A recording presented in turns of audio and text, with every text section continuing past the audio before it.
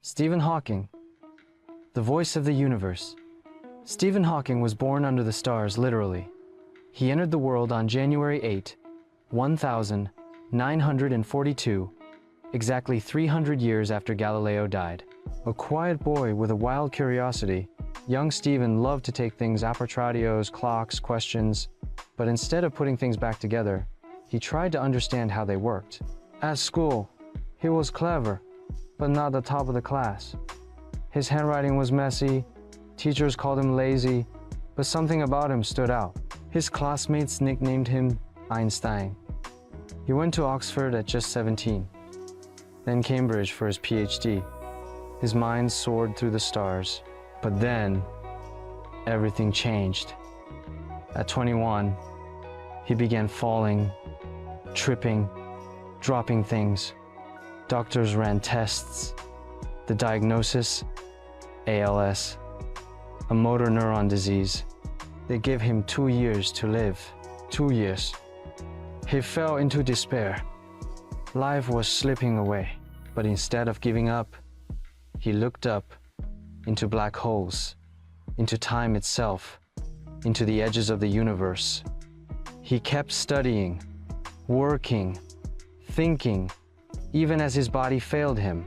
He lost his ability to walk, then speak, but his mind, sharper than ever. He developed a way to talk with a computer voice, controlled by a single cheek muscle. And through that robotic tone, he spoke to the world about the deepest mysteries of time, space, and reality. He said, "However difficult life may seem, there is always something you can do and succeed at." Hawking's work on black holes changed physics forever. He discovered they aren't completely black, they emit radiation. Today, it's called Hawking radiation. He wrote A Brief History of Time, a book that explained the universe to millions, not in complex math, but in simple words. It sold over 25 million copies. He appeared on The Simpsons, Star Trek, even with Pink Floyd. He became a cultural icon, the man in the wheelchair, who spoke like a robot and thought like a god. But he was never just a genius in a chair. He was funny, rebellious, brave.